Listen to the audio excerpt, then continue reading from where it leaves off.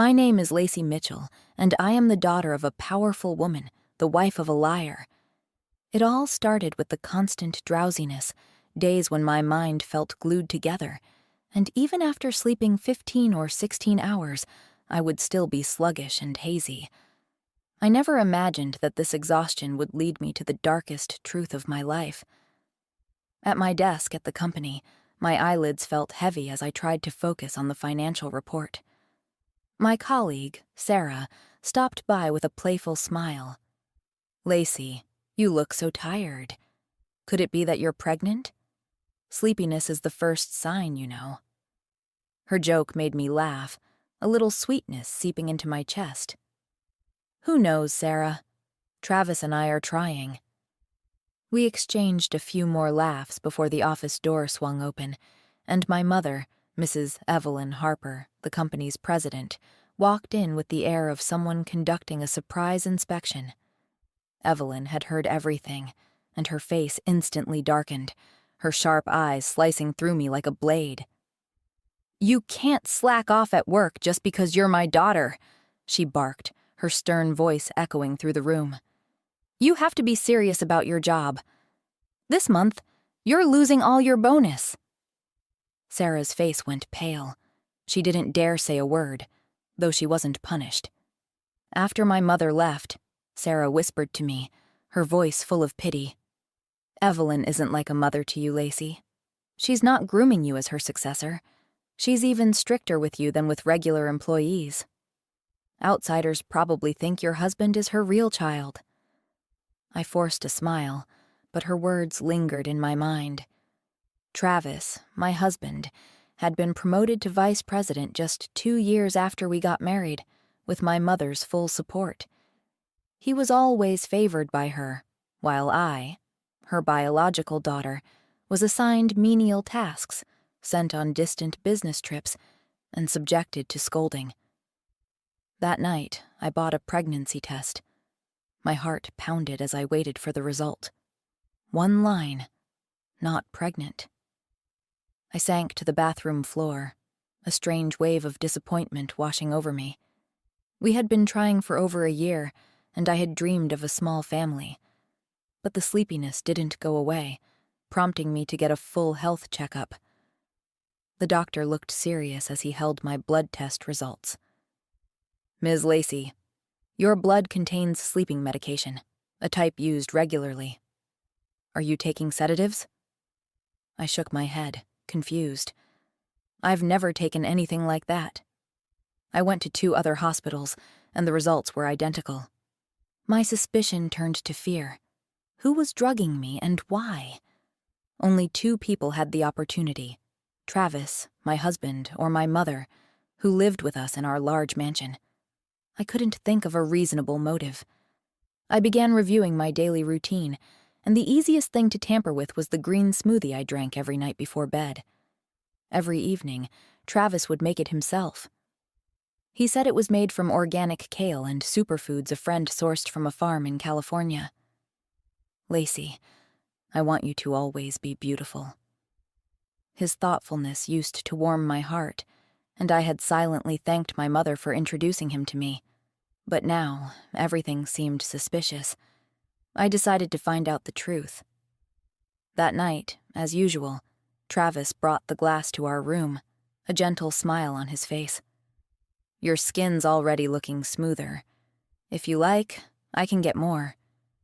He hugged me softly, whispering, "I just want you to be happy every day." I pouted playfully and pushed him away. "I have a small gift for you. It's in my bag in the living room downstairs. Can you get it for me?" He chuckled and left the room. My heart racing, I poured the drink into the toilet. When he returned, I handed him the empty cup, smiling sweetly. "Honey, I'm so happy. It's like a dream." I gave him the tie I had prepared. He looked moved. "As long as it's from you, I'll treasure it." Travis turned off the lights and lay down next to me. I wasn't sleepy at all, but had to pretend to breathe evenly, my body rigid. I didn't dare move, afraid he'd notice. After a while, he softly called, "Lacey?" When I stayed silent, he carefully got out of bed and left the room.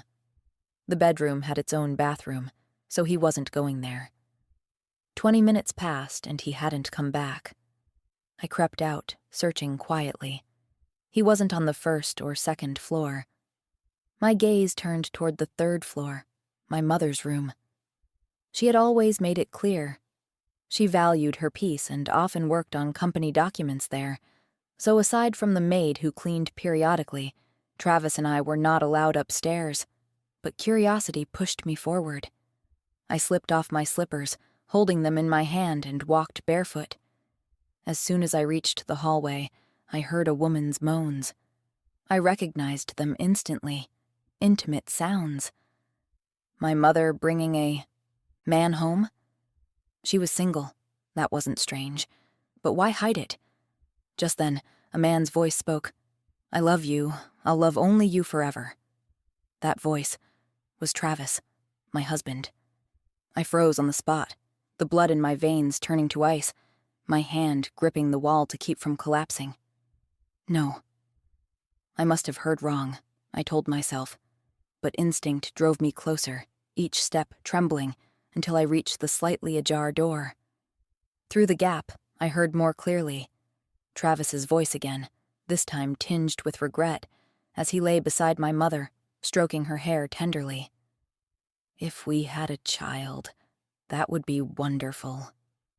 My mother replied, her voice a bit higher, as if soothing a child, resting her head on his chest, a contented smile softening her usually severe face. "I've arranged everything. In 2 days, you'll take Lacey to the doctor, and they'll say her fallopian tubes are blocked. Recommend IVF.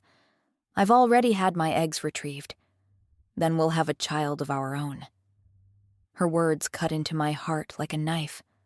I felt breathless, leaning against the wall, my hand covering my mouth to stifle a sob. The sight through that gap burned my eyes. Travis holding my mother tightly, his lips brushing her forehead with a passion he had never shown me. Travis sighed, getting out of bed, his face showing concern, his eyes darting toward the door as if afraid of being caught. "I'll go downstairs first. I'm afraid Lacey will wake up and wonder where I am." My mother sat up, her face clouding, her sharp eyes now tinged with jealousy. She grabbed his hand, her voice low but possessive. "You don't actually like her, do you?" Travis turned back, hugged her again, his hand stroking Evelyn's back in reassurance. "If it weren't for the family's reputation, I'd have made it. Public long ago that you're the woman I love most in this world. Every second I lie next to her, I want to vomit." His words slammed into my chest like hammer blows. I turned and fled down the stairs, tears streaming silently down my cheeks. Back in bed, I lay down, my back to the door, my body trembling beneath the thin blanket.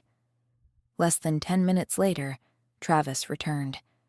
He slipped quietly into the room and lay beside me as if nothing had happened, wrapping his arms around me from behind, pressing his face against my back. His warm breath, which once brought me comfort, now filled me with disgust. Reason told me that if I exposed everything now, it would do me no good. From what I knew of Evelyn, without solid evidence, she would surely twist the story to accuse me of having abandonment paranoia and causing trouble without reason. I, the victim, could very well be painted as an ungrateful, insolent daughter. I stayed still, pretending to sleep, but all through that night, the pain and betrayal burned through my soul like fire. In the past, I used to find it strange that when my parents divorced while I was still very young, my mother had never cared for or loved me. So why the sudden change? People would whisper behind my back, their voices full of contempt. "Lydia is the type to marry for gain."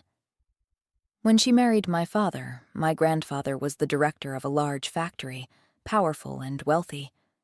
Lydia had always hoped to use his connections to climb the ladder, her eyes lighting up with ambition whenever she spoke about the future. But not long after I was born, my grandfather suddenly passed away from a brain hemorrhage, his face pale on the hospital bed, leaving the family in chaos. Without that support, my father was just an ordinary employee, and my mother's path to advancement came to a dead end. She decisively demanded a divorce, her voice cold over the phone. I can't live like this anymore. My grandmother despised Lydia, cursing her all the time, saying that she had abandoned me because she saw me as a burden. I used to defend my mother, telling myself on nights I cried alone, no mother doesn't love her child. She's just too busy. I reasoned that women who want a career must sacrifice a lot, comforting myself as I looked at old photos of her smiling brightly beside me as a newborn. When I was 15, my school was far from home, and life was harder than ever. At that time, my grandmother fell gravely ill, bedridden and breathing weakly, while my father was unemployed, his face gaunt with worry. I will never forget the time I went to my mother to ask for living expenses that year. I didn't have her phone number, so I had to ask the security guard to call her, stammering, "I'm Evelyn's daughter. Please call her for me." She came out to meet me quickly, her face dark, without a single word of affection or concern. She pulled me into a dim hallway, gripping my wrist so tightly it hurt, then lashed out at me, her shrill voice dripping with anger. "What are you doing here? You're disgusting. I'm about to get married, and they don't know I have a child. Don't ever show your face to me again. If you ruin this for me, I'll skin you alive." I bit my lip, timidly mentioning the living expenses, my voice tiny with shame. "Mom, I need money for tuition." She shoved a crumpled $10 bill into my hand, then turned her back and walked away, her voice ice cold. "Don't come again."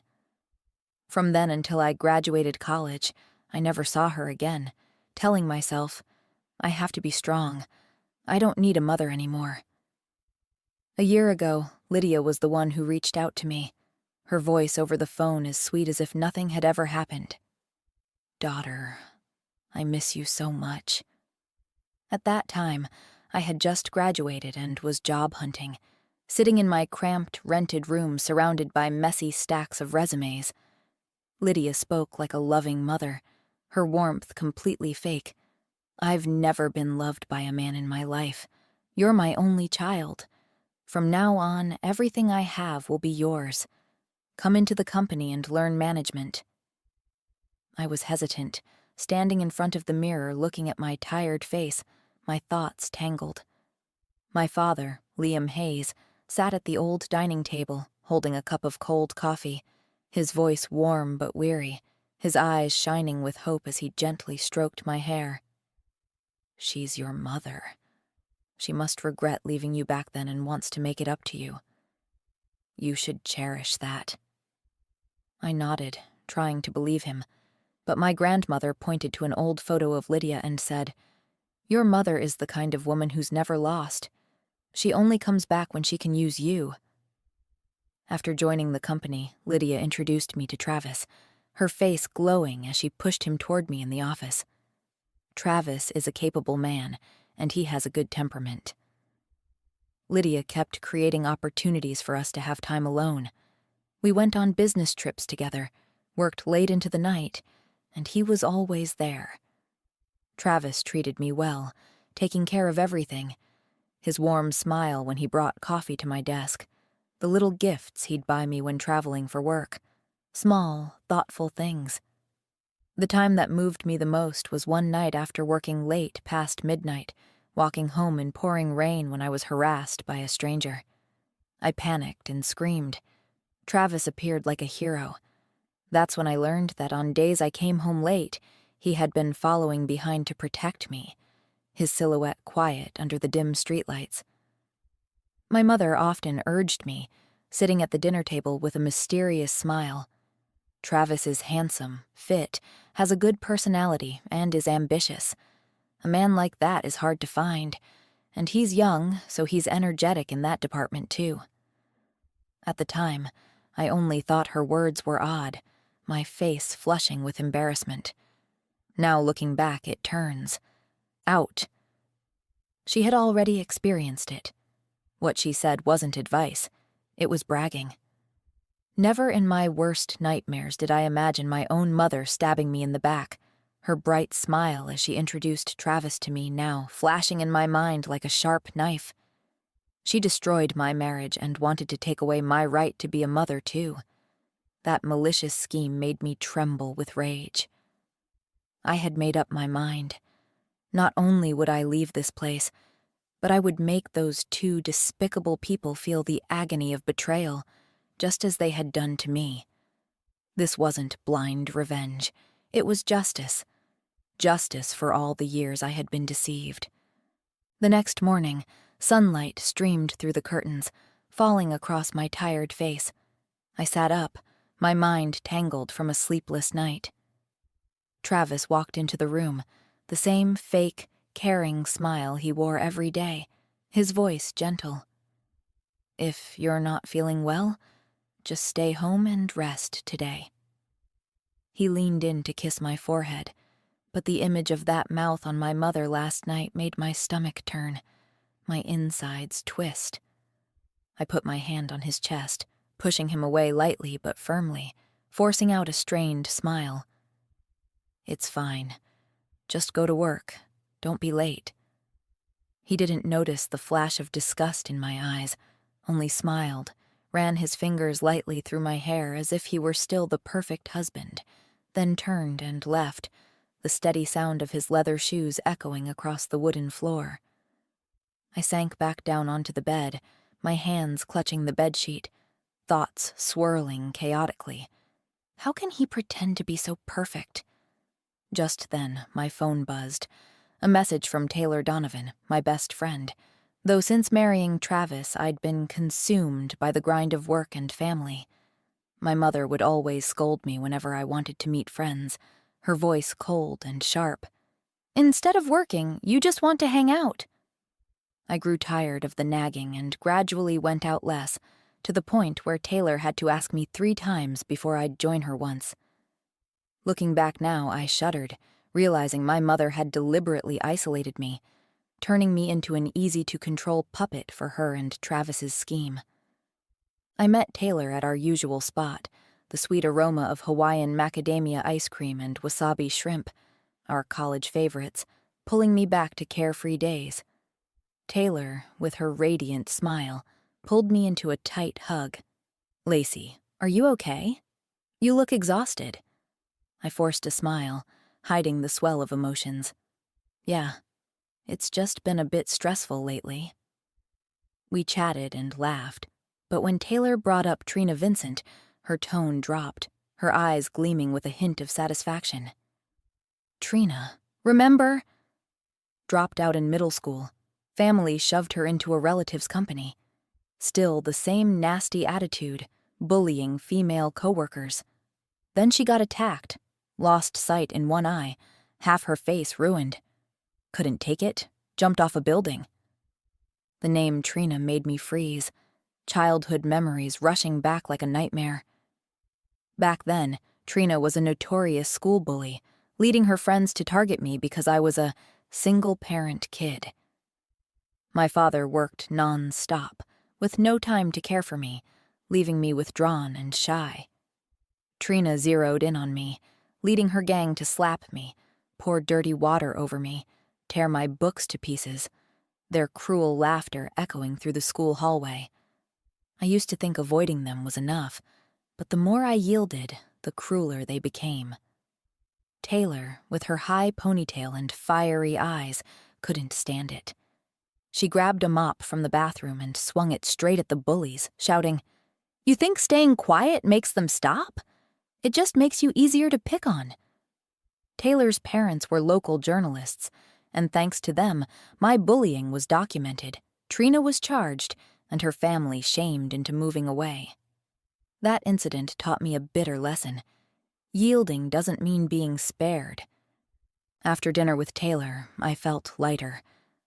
When I got home at 9 p.m., I found Lydia and Travis sitting on the living room sofa, the warm yellow light casting over their faces as if they were ready to hold court over me. Lydia's eyes narrowed, her lips pressed tight, her voice cold. How many times have I told you to focus on work? Using excuses to skip work and hang out with friends? Travis sat beside her, arms crossed, his eyes feigning concern, but I knew he was just playing his part. I sat on the sofa opposite them, slowly taking off my coat, giving a calm smile. I've been thinking about what you said, Mom. I want to prepare to get pregnant. I don't want to stay in the sales department anymore. There's too much travel and moving around. It's not suitable. My mother froze, her sharp eyes narrowing, as if she couldn't believe I dared to change her plan. I'd studied accounting, but Lydia had pushed me into sales, saying it was to train me. Now I realized she had intentionally given me a job I wasn't good at, sending me all over different states, leaving little time at home. Perfect for her and Travis's affair. My mother slammed her hand on the table, her voice a low growl. No! Seeing her flare up, Travis stepped in, his voice soft but fake, his hand brushing her shoulder in a gesture of comfort. You're still young. You need more training. I gave a faint smile, my gaze sweeping over both of them, my heart cold but my voice still gentle. Mom, I'm sorry. I'll be more mindful from now on. I wasn't ready to confront them yet, because I knew the special gift I had for them was still waiting. I stood up, deliberately adding in a sweet, loaded tone. By the way, Mom, your birthday's next week. I went out today to prepare your gift. When the time comes, I'll give you a big surprise. My mother stiffened, her brows furrowing. I turned and headed upstairs, hearing their faint whispers behind me, but I didn't care. For my mother's birthday, Travis was unusually eager. The flower order was delivered to the office, and when the young receptionist saw it, she hurried over to my desk with sparkling, admiring eyes, whispering enviously, "Lacey, you're so lucky. How did you find a guy like Travis? Teach me your ways." I could only force a smile, my heart aching at the truth behind it. I looked at the bouquet of red roses, the kind that symbolizes passionate love, flowers that Travis had no business sending to his wife's mother. I pretended not to know anything, carried the crumpled order form to Travis's office, and waved it in front of him with a sweet smile. Honey, thank you for sending me so many roses. All my coworkers are jealous. His face froze, his eyes widening in shock, the smile on his lips stiff like a mask about to fall, and he stammered, that's for Mom. I feigned confusion, my voice full of innocent surprise. For Mom? Then why did you choose red roses? His brain must have been so dry it was burning, because he fumbled for a long time, fingers gripping the edge of his desk, before coming up with a clumsy excuse. Mom's been alone for many years. Giving her roses is to wish her happiness soon. I beamed, clapping my hands in delight. Honey, I thought the same, so I prepared a very special gift for Mom. In truth, her birthday was just an excuse for her and Travis to spend time alone, under the pretext that I was busy. He had bought 2 tickets to a hot spring resort, his voice dripping with fake regret when he whispered to me, I just want to be with you, but it's Mom's birthday. We can't let her be alone. I only smiled, not exposing him. At noon on her birthday, the Black Pearl restaurant delivered a 4-person meal, the steam rising from the dishes laid out on the glossy wooden table. My mother frowned in suspicion and asked, Who else is coming? I pretended to be mysterious, winking. It's a secret. Exactly at 12, the doorbell rang, its ding-dong echoing through the villa like a storm warning. I eagerly went to open it, my heart pounding, and there stood Terry Sinclair. a well-dressed, middle-aged man in a sleek black suit, holding a vivid bouquet of red roses. I quickly ushered him in, my voice bright. "Come in." My mother and Travis turned to look, their faces puzzled, and my mother asked, "Lacey, this is—" I smiled broadly and introduced him, my voice carrying across the living room. "This is Mom's new boyfriend. I found his profile myself on an app." Terry stepped forward, dropping to one knee on the wooden floor, presenting the bouquet with a charming smile, his deep voice declaring, "Dear Lydia. Hayes, I loved you from the moment I saw you. Please allow me to express the deepest feelings of my heart." My mother's face went from paper white to pitch black with fury, her eyes shooting daggers at me. I bit my lip, holding back a laugh. This was a gift I had carefully selected on Match.com. In that list, Terry Sinclair ranked highest in looks and physique. Tall, muscular from his bodybuilding days, he had long dreamed of marrying a wealthy woman, and even at 50 he had refused to settle. His face was lined with wrinkles, but his smile was still bright with ambition. When I told him my mother was a rich businesswoman, he became determined to pursue her, his voice excited over the phone. "She will be my destiny." My mother coldly rejected him, her voice shrill. "I'm not interested. Please leave." But a man who has decided to live off women doesn't let go of his prey so easily, and with me, the rich woman's daughter, cheering him on, he had no intention of giving up. He grinned, clutching the bouquet. "My dear Lydia, just give me a chance. You'll fall for me." Once he set his sights on a target, he would never let go, twisting every rejection into a compliment, his voice as sweet as honey. "You're so beautiful. Why are you alone like this?" Travis's eyes blazed, his face flushing with anger. Someone had dared to openly compete for his wealthy lover, and he couldn't just sit there. He started to move forward, fists clenched, but I pulled him back, smiling at my mother. "This is a gift my husband and I prepared just for you."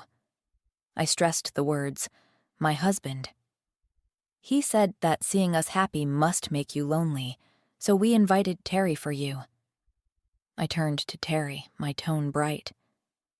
Terry used to be a bodybuilder, really impressive. In truth, Terry had once been the lover of a wealthy socialite, until her husband found out and beat him so badly he had to flee the city with a bruised face.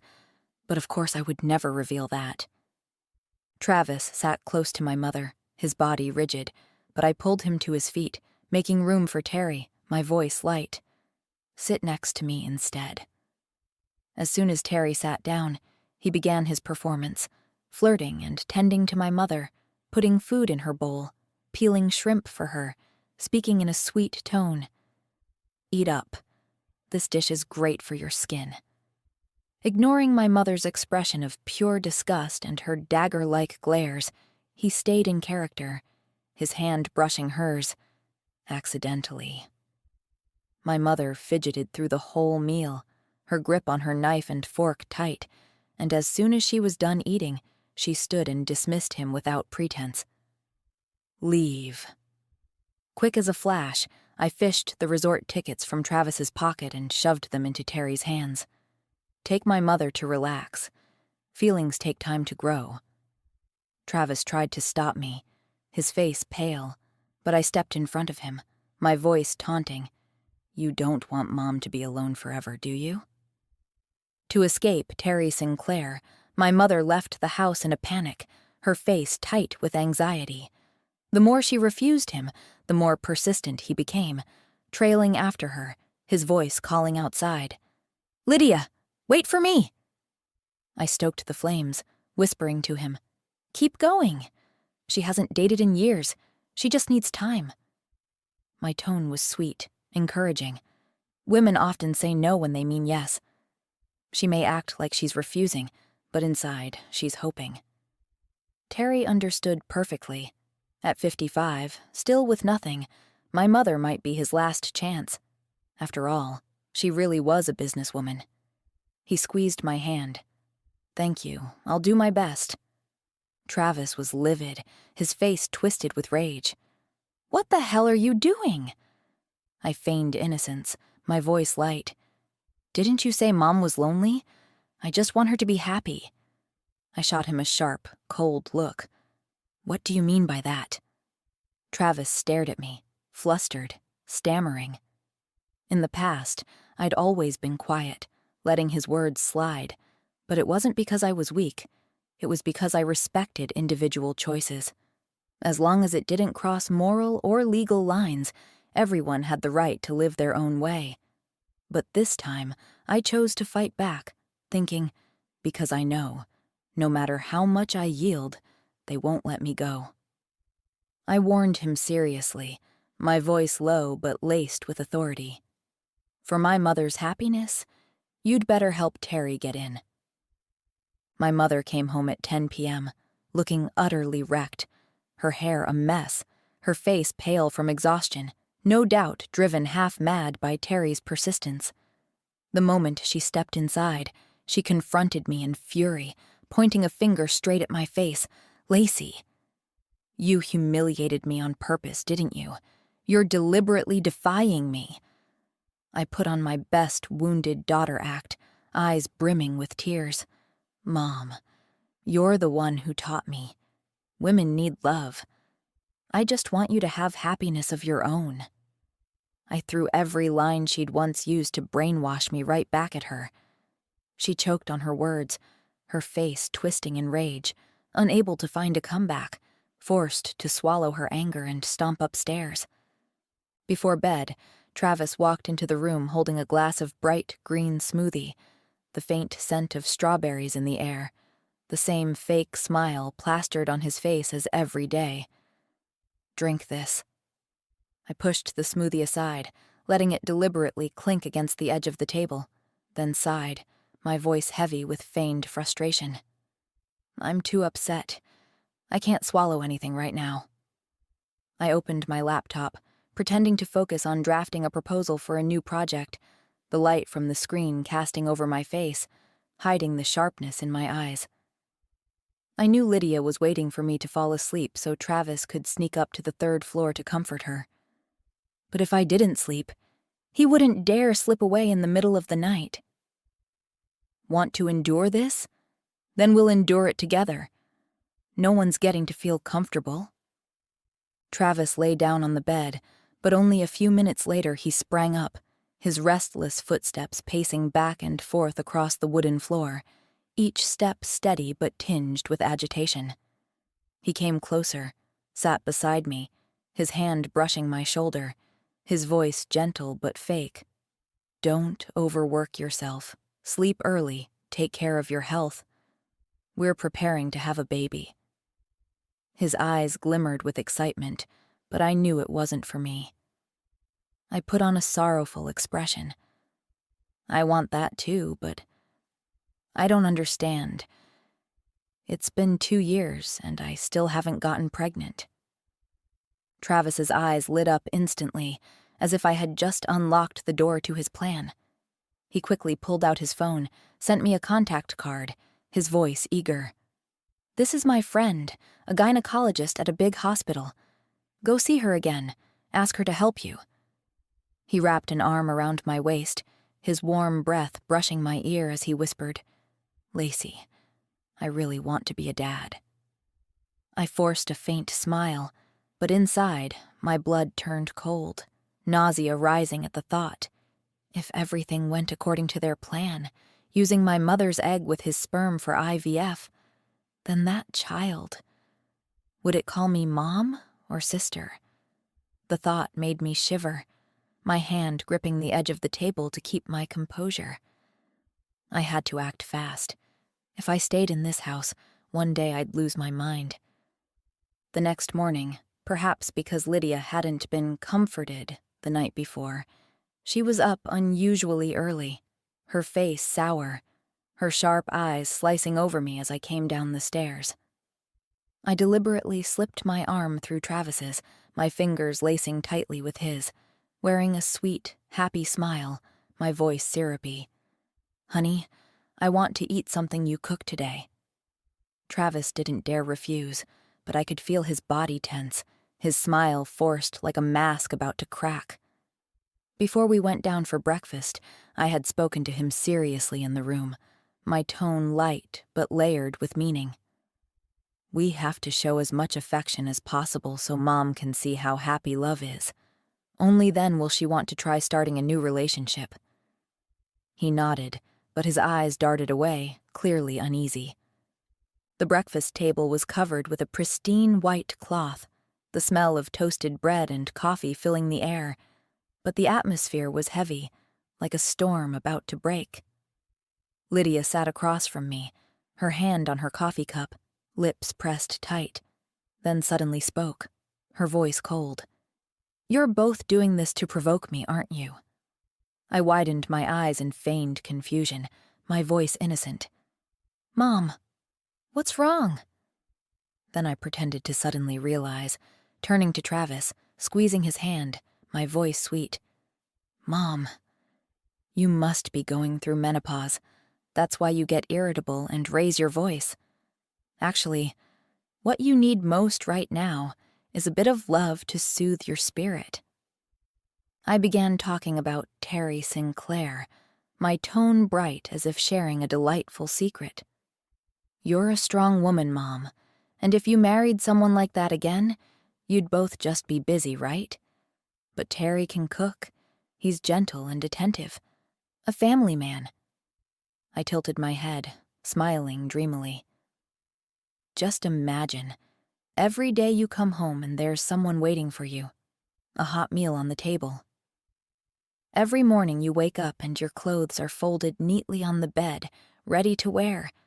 A life like that." Lydia's face flushed red with rage, her grip on the coffee cup so tight I thought it might shatter, her voice a growl. "Stop your nonsense." But when I brought up moving out, she froze, her eyes flashing with panic. I squeezed Travis's hand, looking at him with a gentle smile. "We're also preparing to have a baby, so we're planning to move out. I don't want you to be lonely, Mom." In the past, she had used the excuse of worrying about my safety and not wanting me to be alone to keep me in the house. But now that I had a family of my own, she no longer had that reason to stop me. Her face went pale, her lips pressed together, unable to say a word. Travis sat beside her, his eyes clouded with confusion, his hand gripping the edge of the table as if trying to keep his composure. I didn't go to the hospital Travis recommended, where I was certain they'd been paid off to give a fake result, but instead drove myself to a well-known private hospital on the outskirts of the city, a gleaming white building with spotless hallways and a faint scent of disinfectant that calmed me. I wanted a full checkup, to prove I was perfectly healthy, my hands gripping the steering wheel as I thought, "I'm leaving here with proof in hand, and they'll never control me again." The results came back. Every metric was excellent. I was fully capable of having a baby. Knowing I had an appointment that day, Lydia and Travis came home early, their faces feigning concern as they stepped into the living room, the sound of the door slamming echoing. No sooner had they walked in than they started their comfort act, with Travis sitting beside me, patting my shoulder lightly, a stiff smile on his face. "My friend said it's because your fallopian tubes are blocked. It's fine. With modern medicine, IVF will do the trick." Lydia even reassured me, her eyes glittering with false hope. "I have money. We can do it as many times as needed." I scratched my head, feigning confusion, my voice innocent. "Who has blocked fallopian tubes?" They both froze, their faces stiff like wax figures, and Travis stammered, "But the results from the hospital." I pulled the report from my bag and tossed it onto the coffee table with a sharp rustle of paper, my voice calm. "The report says I'm perfectly healthy, fully able to conceive." Travis caught sight of the hospital name on the paper, his brows knitting, his voice pitching higher in surprise. "I told you to go to my friend's hospital, you didn't?" I flashed him a bright smile, the radiance hiding my contempt. "That place was too far. This is the top hospital. There's no way the results are wrong." I held his gaze, my smile never wavering. "Oh, by the way, my friend just opened a resort. Let's go for Valentine's. We'll definitely have a baby." The corner of Travis's mouth twitched, his smile forced, his voice faltering. Yeah. Sure." Travis said he wanted to go on a business trip with my mother, supposedly to deal with poor sales in a certain region of the store chain and inspect it in person. I cheerfully packed his suitcase for him, neatly folding his clothes into the luggage, my voice sweet. "Take good care of my mom for me." They had plotted every detail, but lately I hadn't touched the drinks Travis made for me and had been watching him closely, giving them no opportunity to be alone together. Their faces had grown more tense every time they looked at me. To rewrite their future plans, of course they needed privacy, and a business trip was the perfect chance. I thought this as I smiled, watching their figures disappear beyond the gate. As soon as they left, I called Terry Sinclair, my voice warm over the phone. "So, how's it going, Uncle?" Lately, Lydia had treated him like air, throwing sharp, sarcastic remarks that visibly dampened his enthusiasm, his face on video calls heavy with disappointment.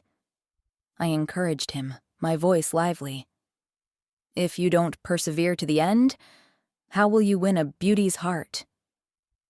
Then I suggested, whispering like I was sharing a secret. "My mom's on a business trip right now, a lonely woman. If she had a love bodyguard by her side, she'd surely have a wonderful night." Just a few words from me and his enthusiasm flared again, his voice booming. "All right. I'll give it everything I've got to please your mother." The hotel my mother was staying in had been booked by her secretary. The address and room number were easy for me to get. Lydia and Travis had reserved 2 separate rooms, one a luxurious presidential suite, the other the cheapest single. Knowing Travis's nature, there was no way he'd stay in the cheap one. I sent Terry the room information and address, along with the message, "Waiting for your good news." Soon, clips of Lydia and Travis having an affair at the hotel began circulating internally in the company, grainy but unmistakable images that had everyone whispering. That day, Terry showed up at the hotel full of excitement, spending his own money to buy exactly 999 blazing red roses, the heavy bouquet in his hands. Disguised as a wine delivery man, he knocked on the door, the sound echoing down the hallway. The door was opened by Travis, wearing only a pristine white towel, his body slick with sweat. Embarrassed, Terry blushed, thinking he had the wrong room and starting to turn away, until he heard my mother's voice call sweetly from inside. "Darling, is that the surprise for me?" Terry stormed in, the bouquet spilling across the floor. And there before him, my mother, completely naked, lying on the bed with a satisfied smile. Terry realized he'd been betrayed, his face reddening with rage as he lunged at Travis, punching him and shouting, the thuds of his blows filling the room. "Shameless!" At that moment, the regional manager came looking for my mother to report on business matters, and when he opened the door, he was greeted with a live drama. He casually filmed the scene with his phone, the camera flash lighting up the dark room. The 2 men fought viciously, their shouting and the sound of crashing furniture forcing hotel staff to call the police, the wail of sirens echoing outside the window. The scandal stripped Lydia and Travis of all dignity, their faces pale as the clip spread. And it didn't stop there. People began digging into Travis's past, and internal company chats buzzed with gossip. He had no degree, had never studied abroad as my mother claimed, and had once been a homeless drifter who later worked as a gigolo in a nightclub. Old photos of him in revealing clothes surfaced online. When the clip was sent to me, I played my part, collapsing onto the floor, my face drained of life. People immediately sided with me, coworkers crowding around in outrage. "Divorce him! We'll testify for you!" I always suspected it. Their relationship was too close, too unnatural. Faced with choosing between her reputation and her love, my mother ultimately chose her reputation, her face tight with strain as she sat in her office, gripping her pen. In the business world, a clean name is a ticket to survival, and she knew it well. She fired Travis, her voice echoing in the meeting room. "He's insatiably greedy." She even loudly claimed that it was Travis who seduced her, drugged her, and used the video to blackmail her, her voice trembling with false emotion, her face wearing a contrived look of guilt as she gripped my hand. "Daughter, I shouldn't have hidden the truth from you in trying to do what's best for you." She quietly transferred half of her shares to me, the transfer papers lying silently on the table, a staged show of a mother's love. I said nothing, only quietly submitted my resignation. I didn't want to take revenge any further. They had already destroyed themselves. I wanted to start a new life, clean, with no trace of betrayal. A week later, Travis showed up at my temporary apartment looking like a wreck, his face gaunt with stubble, clothes rumpled like a vagrant's. He knocked on my door in a desperate, rapid rhythm. "Lacey, open up," his hoarse voice called through the gap, and when I opened it, he lunged forward, gripping my hand tightly, his eyes filled with a counterfeit tenderness. "Lacey, you and I, we both got played by that old witch. We're husband and wife. We have to make her pay." I stood still, his grip digging painfully into my skin. Husband and wife? This was the man who once said he wanted to vomit lying next to me, and now he was putting on this show of devotion? But I didn't pull away, only looked at him with a calm expression. Travis slumped onto the sofa, his face rigid with anger, his voice dropping into persuasive whispers. "Lacey, my love for you is real. You know that, don't you? I only yielded to your mother because I didn't want the assets to slip away. All of it was for you. Who knew she'd trick me? She doesn't want us to be happy." His jaw tightened, teeth grinding, hatred flashing in his eyes. "She's a real perverted old bitch." I looked at him, my heart turning cold as I realized his greed. He wanted both my youth and softness, and my mother's fortune. Travis leaned in, his voice dropping lower like he was sharing a secret. "As long as your mother dies, everything will be yours. We'll be together forever." I glared at him, my body trembling with shock, my voice rising. "She's my mother." How could he urge a daughter to move against her own flesh and blood? He quickly waved his hands, his tone hurried. "No, not you, me. I'm willing to do anything for you." He already had it planned. Lydia had a habit. Every other morning she would go jogging along the Central Park riverside. He had gone with her many times, knew the route by heart. There were stretches there with no people, hidden corners without cameras. They had even had sex there countless times before for excitement. I didn't answer, only stared at him in fear, my heart pounding. This is insane. Stop it. Start over and live your life. I walked away, leaving him sitting there in a daze, the slam of the door behind me sounding like an ending. As a precaution, I had turned on my recorder the moment Travis arrived, the phone hidden in my jacket pocket capturing every word of his scheme. I sent the audio file to my mother with a brief message.